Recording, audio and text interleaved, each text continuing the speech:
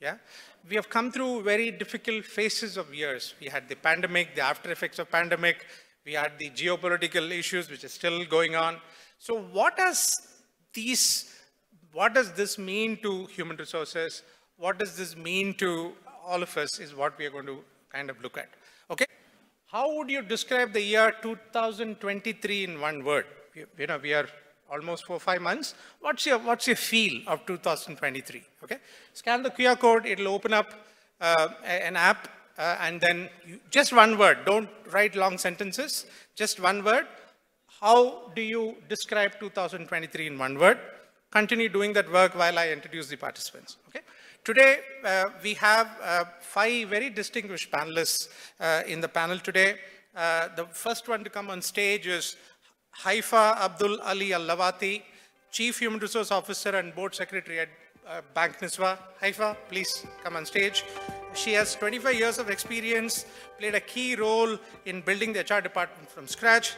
Haifa led various digitization, automation, e-learning and employee engagement projects. She's also a board member of the HR committee at the Oman Banking Association and CBFS. She has received several awards, including the GCC HR Leadership Award, Women in Islamic Finance Award, and very, very happy to have you, Haifa. Yeah. The next person who's coming on stage comes with a very, very different knowledge set and experience. Murali Sundar, who's the CEO of National Detergents Company, comes with 27 years of valuable experience in the FMCG industry. He's going to represent the manufacturing side in today's panel discussion. Diverse areas of business and management. He currently, throughout his career, he has worked with broad ranges of consumer segments and geographies. And an entrepreneur at heart, Murali embraces the value of making a difference, leadership, resourcefulness, gratitude, and family. So happy to have you, Murali, in the panel today.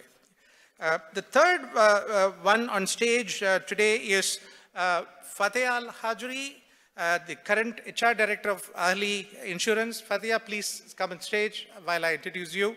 Yeah, she's there. She comes with 24 years of experience in the insurance sector. Her areas of expertise include administration, HR planning, and strategy.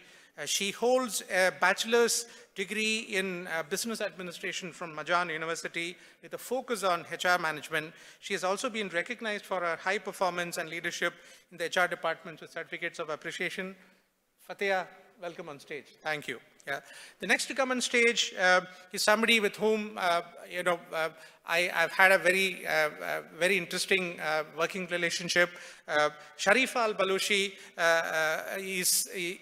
comes with 16 years of experience. Sharifa, please walk to the stage while I introduce you. She serves as the Group Head of Human Capital Excellence at the Zubair Corporation.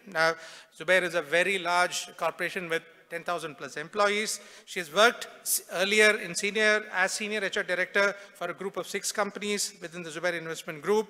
She has played a crucial role in leading significant human capital projects. She holds a master's degree in global human resource management from the University of Liverpool, UK, and a bachelor's degree in commerce and economics from Sultan Qaboos University. And she also has to accredit several HR certifications. Last but not the least, we have a very, very interesting, another completely different perspective she's going to bring to the panel.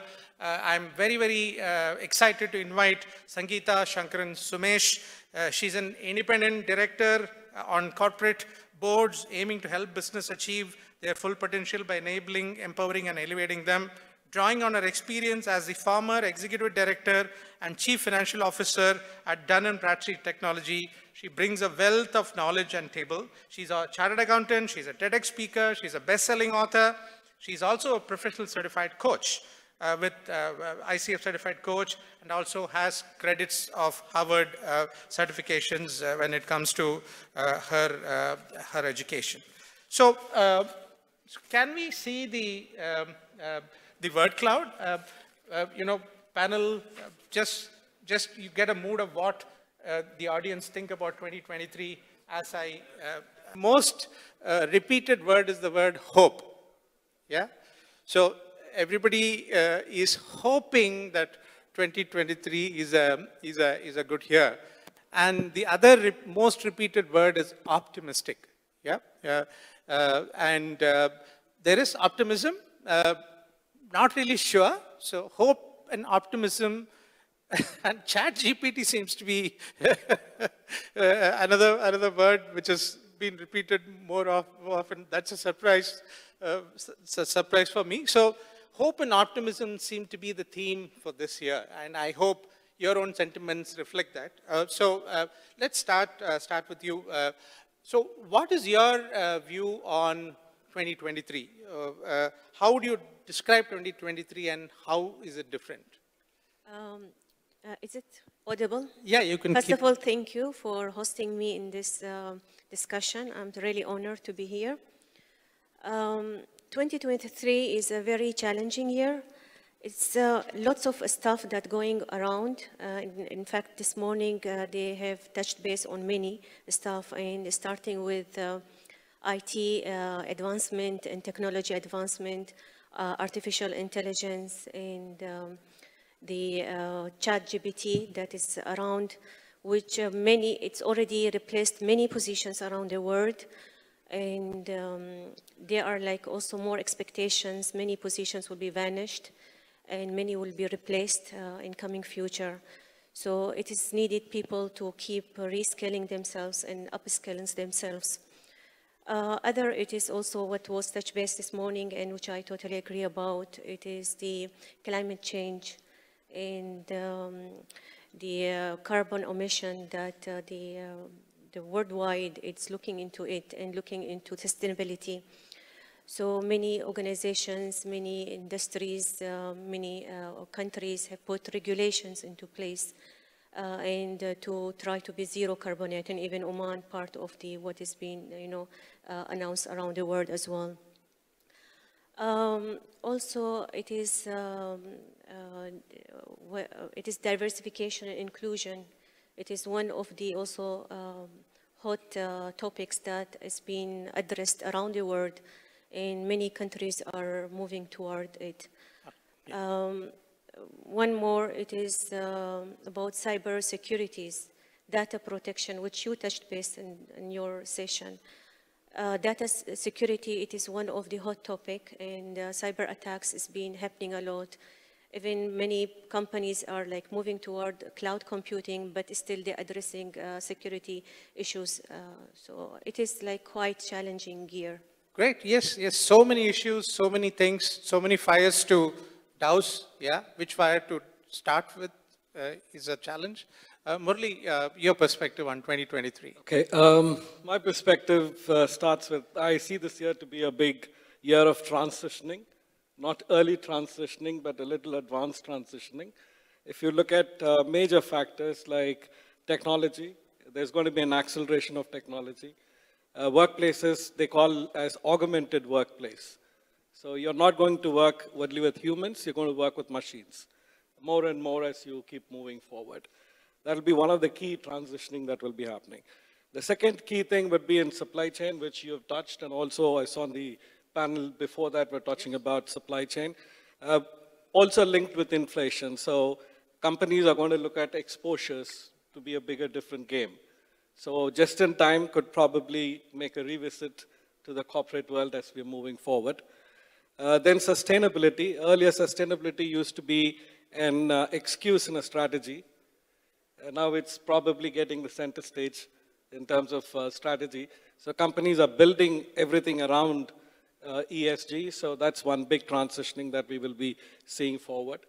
With the advent of technologies, we are also going to see from consumer space a lot of change in terms of how do you track or monitor or follow the journey of the consumers. So earlier you had house panels, retail panels, and things like that where you collect data after a month or so, and then it gets worked on statistics and then gets presented. Now probably we'll have virtual data which we can keep tracking on a regular basis, which then makes your marketing game a little more agile and fast-paced. The last, from my point of view, is the talent challenge. Because with this change happening, there are going to be both reskilling and upskilling required. Because organizations are going to change the way they work. Roles may probably not exist anymore, what you're currently doing. There could be change in roles, or the way you've been doing things will be changing. So there's going to be, while a lot of talented people coming on one side, but then the other side, you need to develop a lot of talented people so that you maintain the human side of organizations. So that will be another big transitioning that I see. Absolutely. In fact, I recently heard this term called as digital humanism. Okay, how can you be more human when you're implementing digital technology? And Murli, you spoke about it. Sangeeta, your views. You come from a global perspective. You come from the larger Asia region. So how do you see 2023? Right. Thank you. It's a pleasure being here amongst all of you. And to answer your question, I look at 2023 as a year of transformation, a year of comeback, and a year of skilling. Why transformation? Like most of you rightly said, it's the chat GPT and AI and stuff like that. But also an important aspect is the security threat. Now that we are moving towards digitization, how secure are your systems? Because a lot of frauds happen online, right? So how secure is your digital platform? So that's something very key. And therefore, I see businesses focusing more from a security aspect, the security threat aspect. So that's the year of transformation, according to me. The year of comeback, I say, because after the pandemic, a lot of businesses have suffered. And 2023 is a great opportunity for businesses to grow, to scale, and to be the leader in their domains. So therefore, look at it as a year of comeback. I mean, to give you examples, look at the travel industry.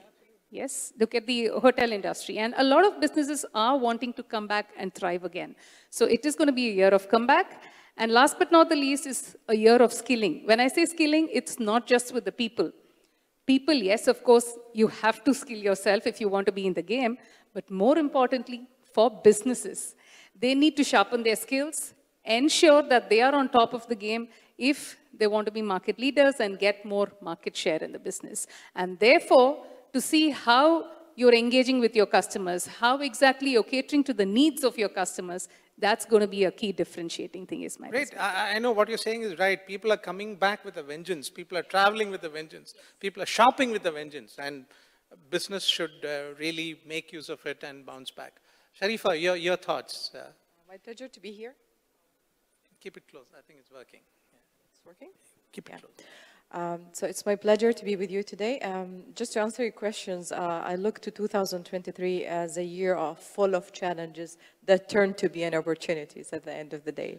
So my thinking is that most of the HR professionals currently may already faced the ongoing changes on the workforce.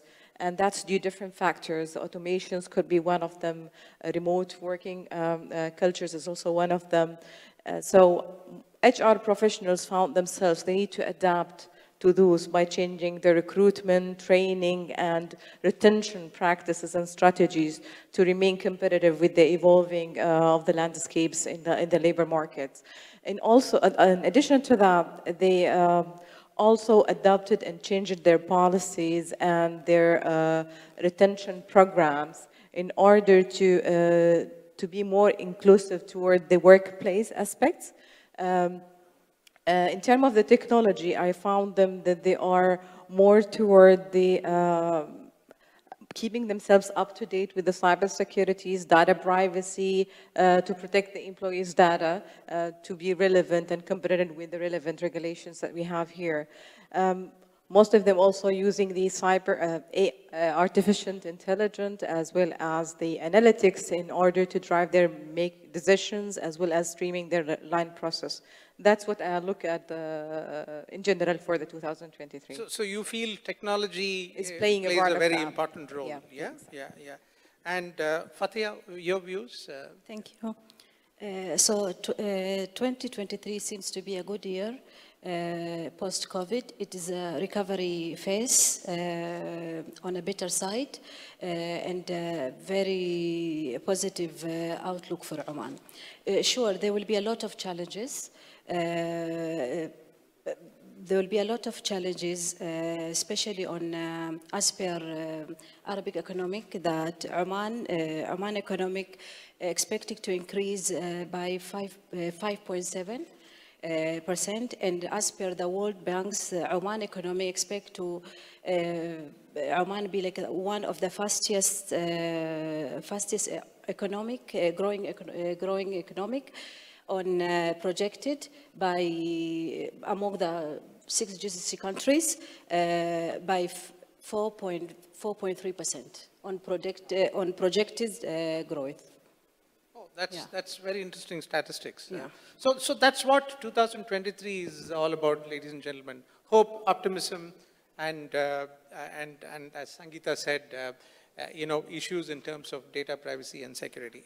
So let's move on to the next aspect, because today we wanted to cover 360-degree on all aspects of human resources, on how 2023 looks like. So Sharifa, the next question goes to you. So how has your organization design aspects changed post-COVID? Are you looking at how you are organizing your department? Are you using more consultants? Are you using more remote workforce? So has your organization design principles changed, or does it remain the same? I think there is a main kind of changes, and one of the changes is shifting from the toward the flexible and agile structure, and that's involved breaking down all the traditional hierarchy and moving toward empowering the working toward the teams as well as individually. The other shift that I can see, it's more toward, there is a growing toward the digital communications and collaboration tools. There is emphasis also in the employees' well-being and the work-life balance aspects. That's the way that I see it. Yeah. Great.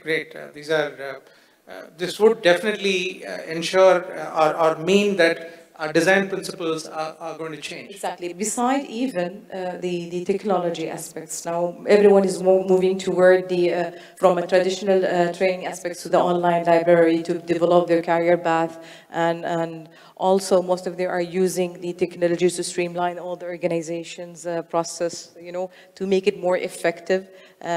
So that's basically the changes that I can see. Yeah. Murli, your views, because manufacturing is considered to be a very traditional industry. So is there a change? Okay, see, from my perspective, yes, the organizations will have to keep changing the structure and design based on the purpose and the objectives that they set. But by and large, what is expected now, which I'm also trying to do in the structure, is to create a structure where I have a set of people who look at external facing and a set of people look at internal facing, so that you increase the focus on what you do outside your or company, in the sense markets. How do you interact with your stakeholders externally, and how do you interact with your stakeholders internally? So this gives a little more focus, and in terms of go deep down in terms of structuring everything correctly. The second key thing that's happening from my perspective, and which I'm also trying to look at in our organization, is technology is in every field, in every function. So can IT be a separate function and outside the other functions? Or IT should be embedded within each function?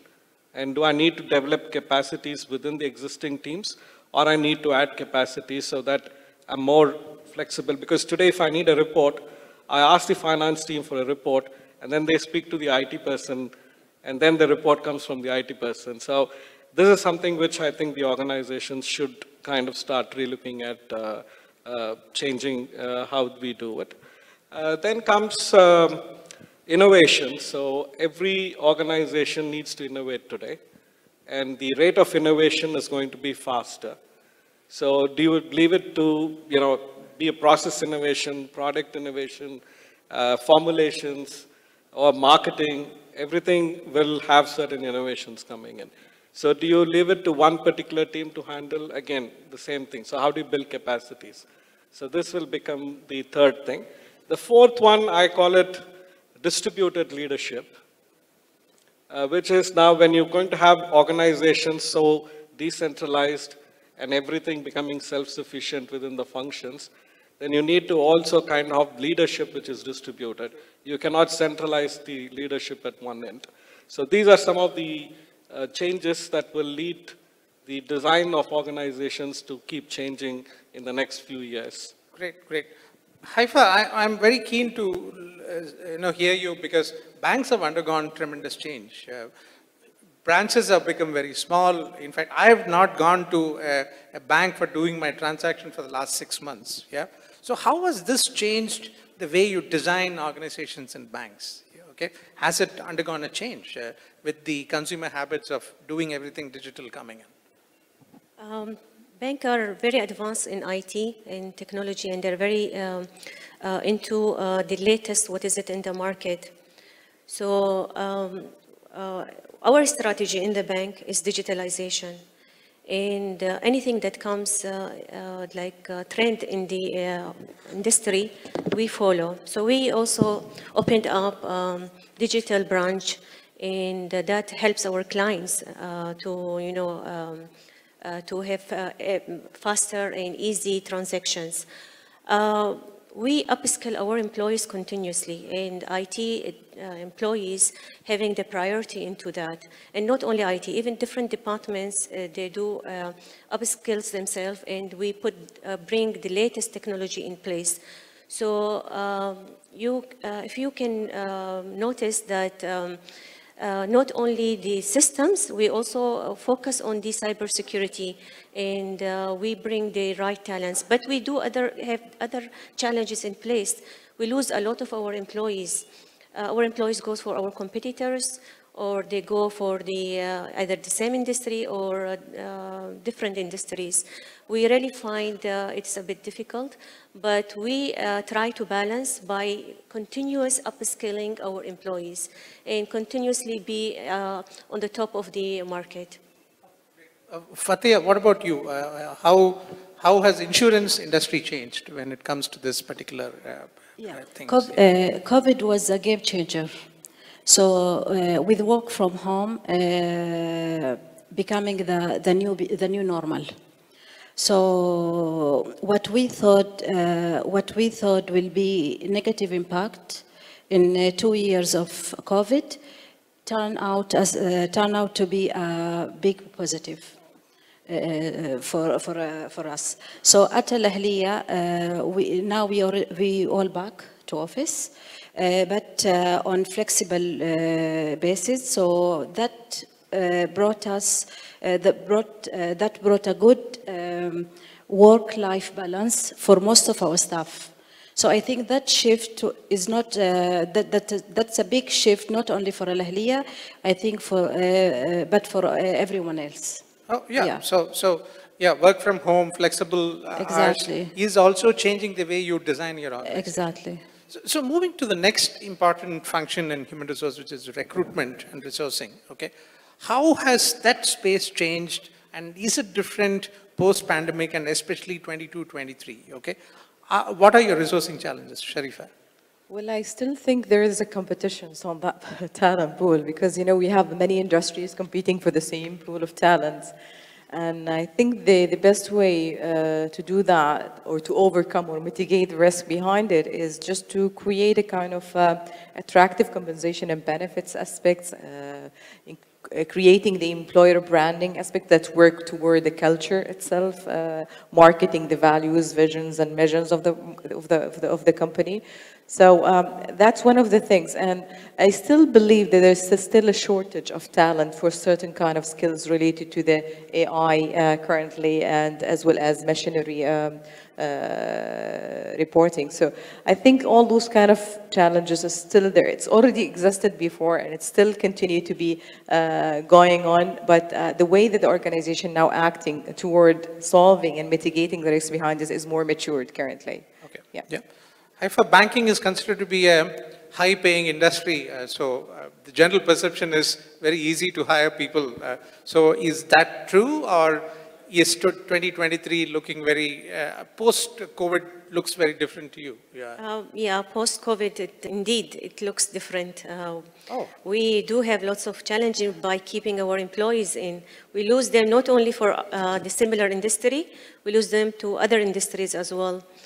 And it is kind of, as Sharifa said, is a talent world. So it is very tough. And we try to create unique culture in our organization that keep our employees in and empower them, give them right tools, create proper diversification, inclusion in place. but still it is tough. It's not easy. The problem also we are facing in the diversification inclusion that we have very transparent systems in place in the recruitment, and we do have fairness in the system. So we hire in the entrance level right proportion of the females and male, but unfortunately the higher the scaling they go, the lesser the female employees are in. And they are like due to many reasons. Some of them are even cultural reasons that still the dominance are for the male. And some of them from the female employees that they are hesitant to take higher level of positions or due to their different challenges that they get. So they are like having pauses into their career ladder.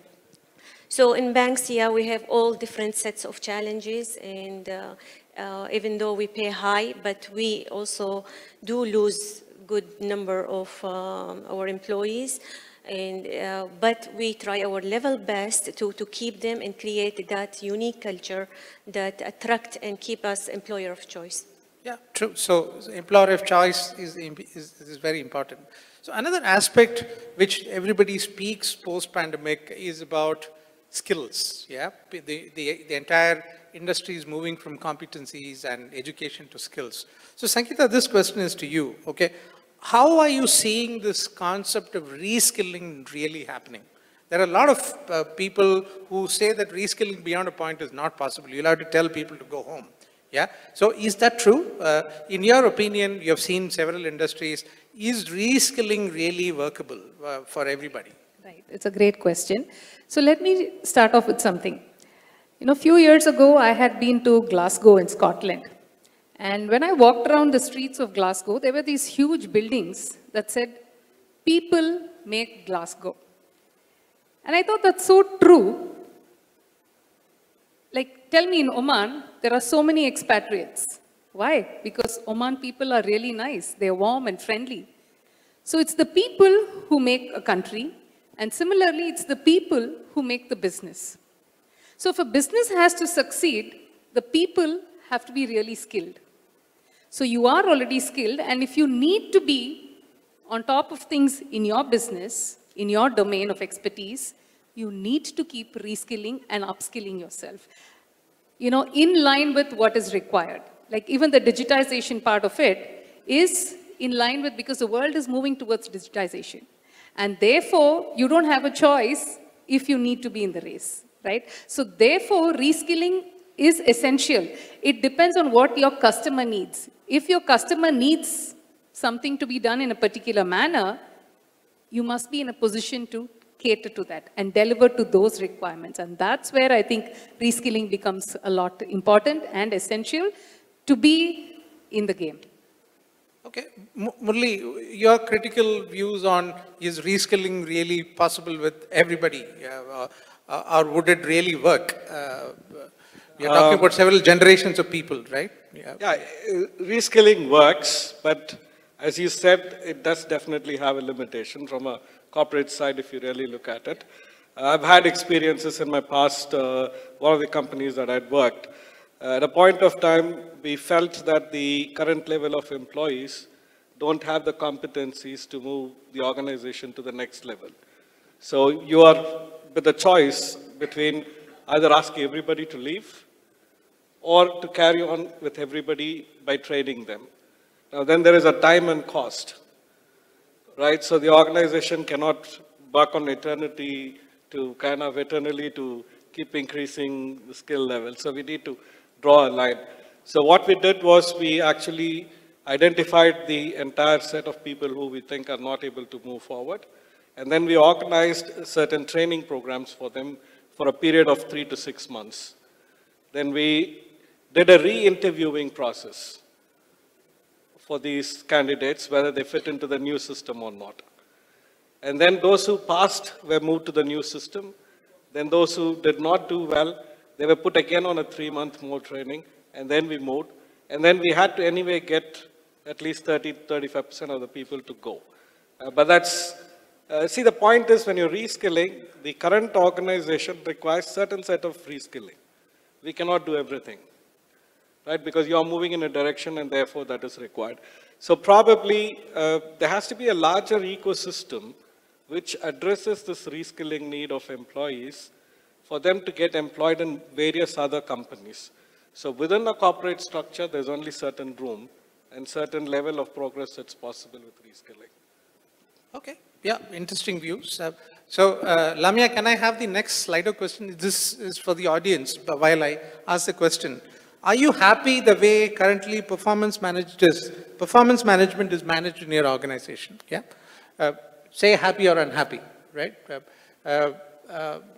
We just want to check the mood, because the next question is moving into performance. Just scan the QR code, the question will come up, just poll it while we ask this question. So the question is to Sharifa. So how mature is the PMS process in your organization?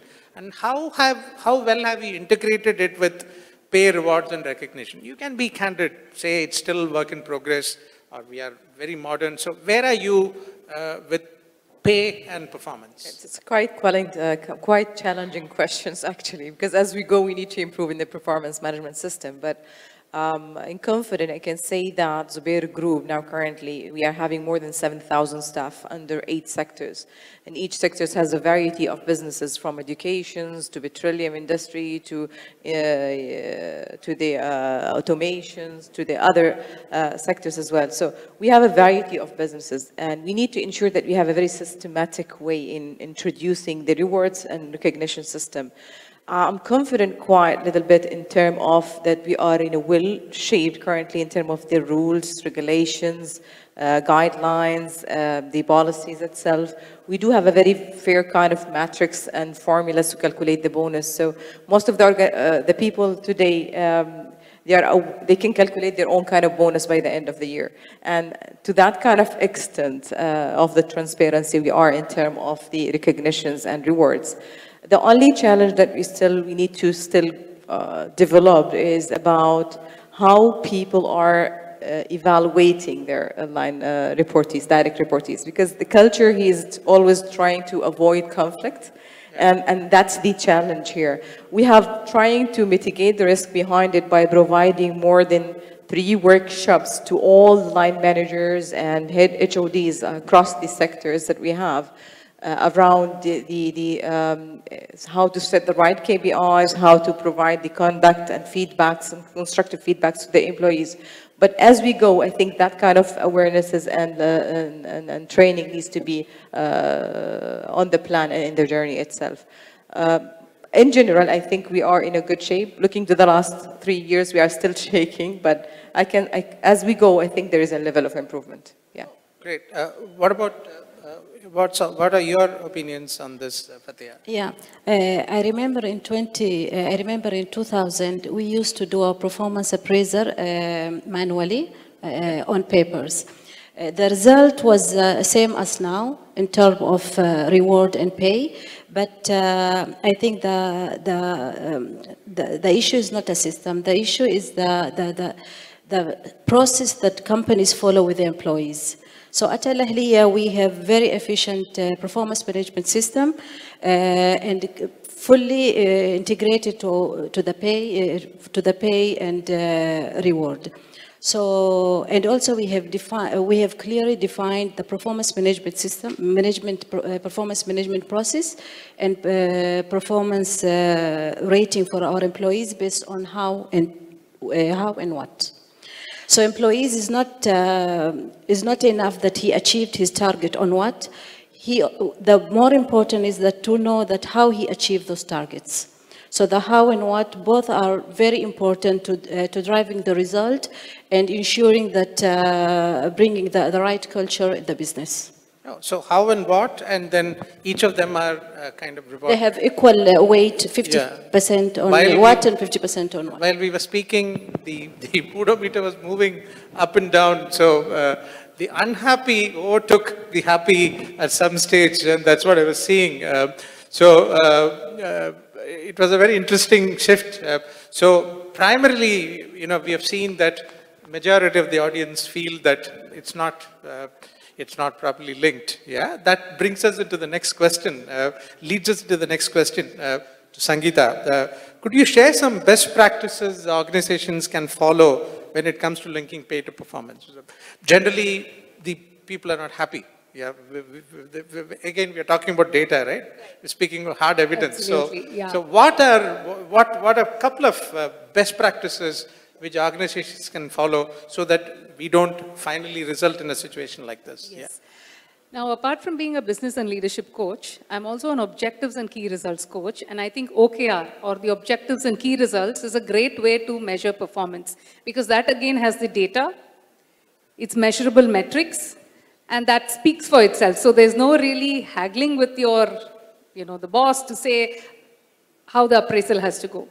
And therefore, I think objectives and key results can be a great way to measure the performance and link the appraisal to it. So for example, what I would suggest is, once a particular team has achieved their key results, whatever that has been tasked to them, a percentage of the bonus can be allocated to the team and then divided further between the team members to say who has contributed the most and, have some set of parameters that are measurable and people who have achieved those metrics. So I think that can be a great way and a good way to replace the bell curve and stuff like that. To be more fair, honest, and transparent, and it has the data, so there's no bias, and it's linked directly to the performance. Murli, your thoughts? You're running a large organization, so. Okay. See, one of the key challenges that we actually face is clearly defining performance metrics for all functions alike. It's easier to do for your sales team. It may be relatively easier to do for a marketing team. Then how do you do for HR? How do you do for your finance teams? Production, you can still set production targets, but is it the right metrics to do? So this is one major area where I find the problem. And therefore, when you do an increments or performance, when you decide on how much to pay for a particular person or a performance, then you end up using a lot of judgment as well into it. So to ensure that is cut, I think the teams will have to involve and arrive at clear-cut metrics. That's one of the key things on every function. It is possible to quantify every function because at the end of the day, everything dovetails to your overall objective of the organization, which by and large, apart from purpose, is expressed in numbers. Absolutely. So that's one of the key things that we need to do. The second one is there are new concepts which are coming in, which something like flexible compensation systems. Like, for instance, if a person wants the education for the child to be taken care of, then can you make your compensation slightly different so you give a little wage system, yeah, something like that. So these are some of those things which could also then, you can be flexible and say, okay, you perform like this, then we will, kind of provide for these things. Then most of the jobs are done in cross-functional teams and small teams. Now, how are these accounted for? Because at the end of the day, probably in most of the cases, the most vocal person takes away the credit. And then Sure. he probably gets away the better of the pay for performance. So, but then can we have a system to reward the whole team? And then how do you kind of link it to their, pay structures and things like that? So a lot of these changes, but at the core of everything is how transparent you are with your performance management system. Sure. How fair you are and how consistent Fair you and are. transparency is the key. And consistency. Yeah. So these are key things which then will make everything work. Because if I know why I'm getting what I'm getting, I'm okay. Yeah. If I don't know, then I have a problem. Yeah, great. Yeah. I've just extending this question. Yeah. It's very controversial when it comes to bonuses, and the variable pay aspect is always quite difficult to manage. So what are your thoughts on how things are when it comes to incentives and bonuses currently? How are you managing it? What are your thoughts on performance versus incentive and bonuses? Again, it's all started from being very clear from the beginning, setting goals. So it starts from having the right strategy in place and the right balanced scorecard for the executive team, that it gets cascaded down to the teams, and setting the right smart goals. They should be measurable, achievable, clear, should be clear from the beginning. So people know their expectation and their desired outcome, what should be. And there should be consistent meetings from the line manager, and should be transparent processes in place. So if all these chains of processes are transparent and you create a culture pay for performance, and you address the performance issue at the right time, and you help your employees, provide them the right tools to upskill themselves and to know where the shortfalls are. So bonuses then become an easy part of it, easy monitoring. Bonuses is the outcome of the all previous processes that are properly set in place, a transparent system in place. So when you come and distribute your bonuses, these are should be based on performance. So again, as I've said, culture of pay for performance should be in place. So who perform well should expect that it will be priced for that. Who doesn't perform well, he will be from the beginning expecting what he will be receiving. Okay. Can I add something yeah. here? I mean, I think it's very important that performance of individual linked to the company performance as well, because as I believe that most of the organizations struggling after COVID, and not everyone is alignment. Yeah, exactly. True. So the employees will going to have higher expectations whether the company are progressing well or not. So if we are not linking that from the beginning, the people will just assume that they deserve for that kind of bonuses. So that's the clarity that should be done from the beginning. True, absolutely. So I have, just moving away from, performance and pay, I have a question for Fateha, okay? Again, speaking about development, is there any interesting national development program you're currently running? Because again, skill development is a major step. Is there very briefly, we have very limited time, so very briefly, is there any national development program which you're running which you want to share with the audience? Yeah, so one of the focus area and very important area is training and development for our employees. And it is also part of our succession plan.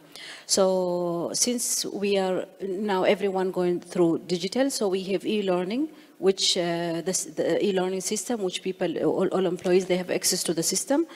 But since you ask me only for the local employees, so now, as you know, that we are all insurance company sector under CMA. So CMA, they have introduced a Tamkeen program for all insurance company. And we, as a company, we encourage our employees to attend the same. Oh, okay, Yeah. so technical insurance qualification program. Exactly. Sharifa, what about Zubair?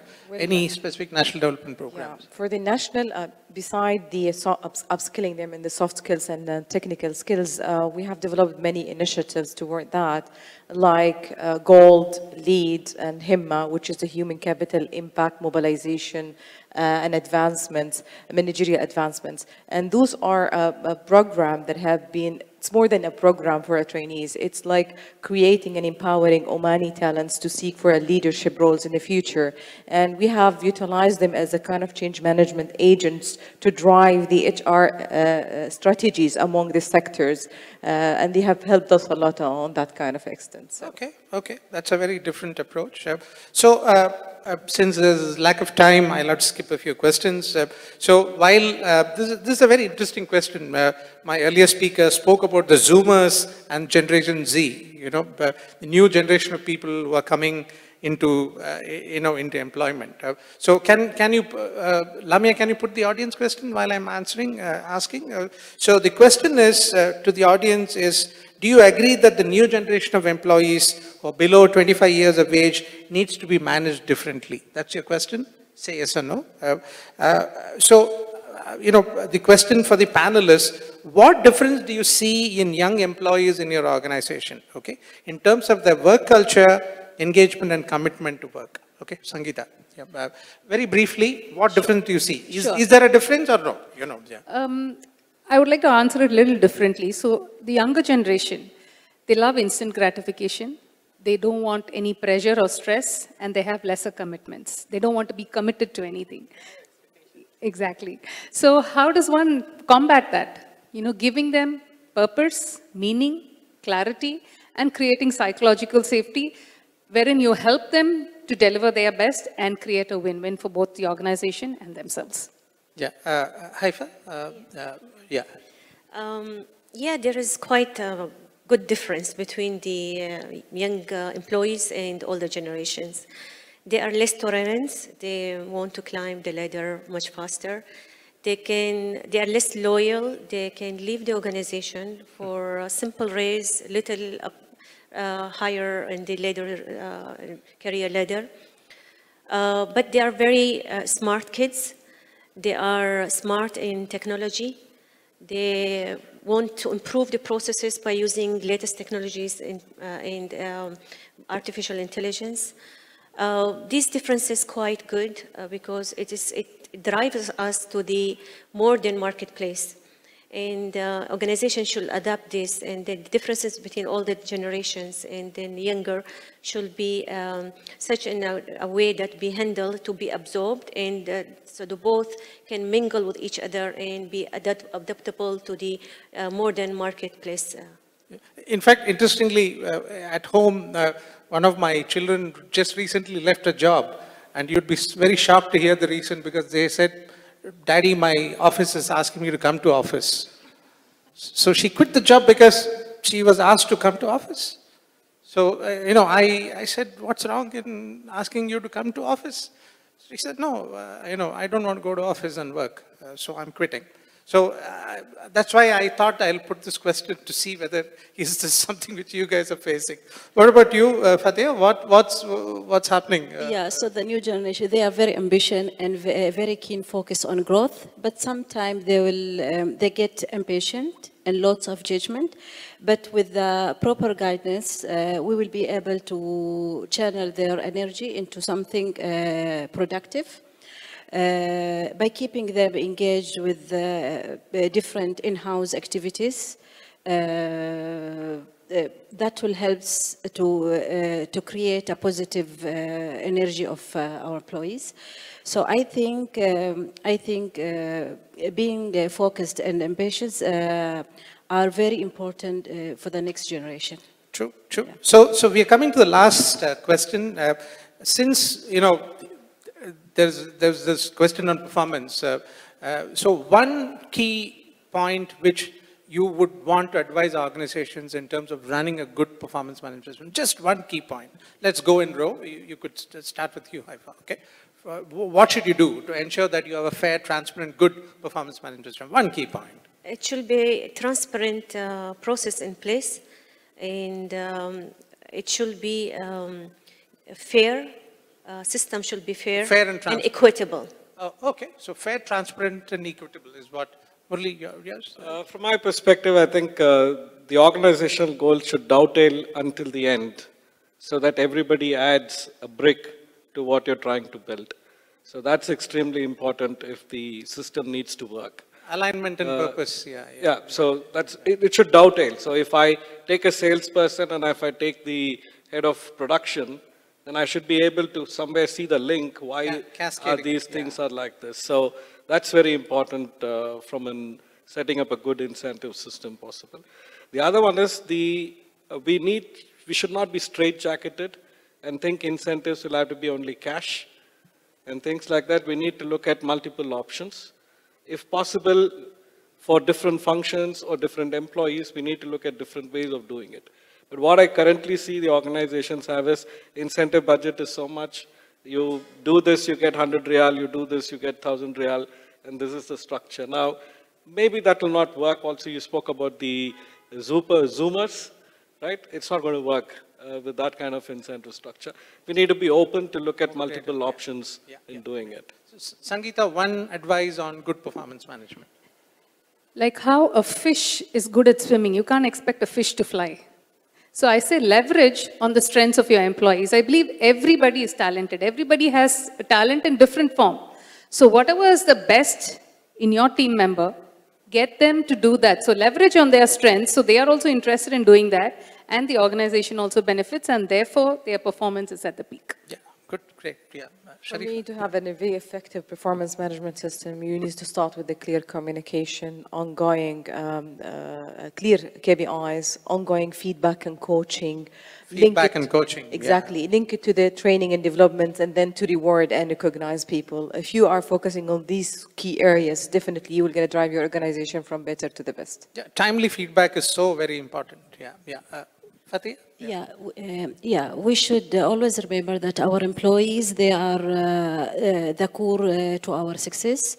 And if any company has performance management system, the system should be user-friendly and linked to the employee job profile.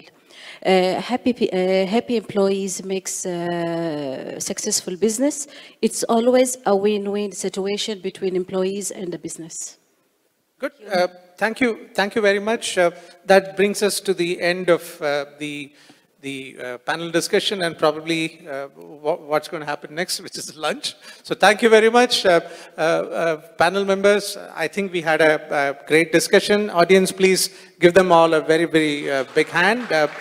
Thank you for your thought leadership and contribution. Thank you very much.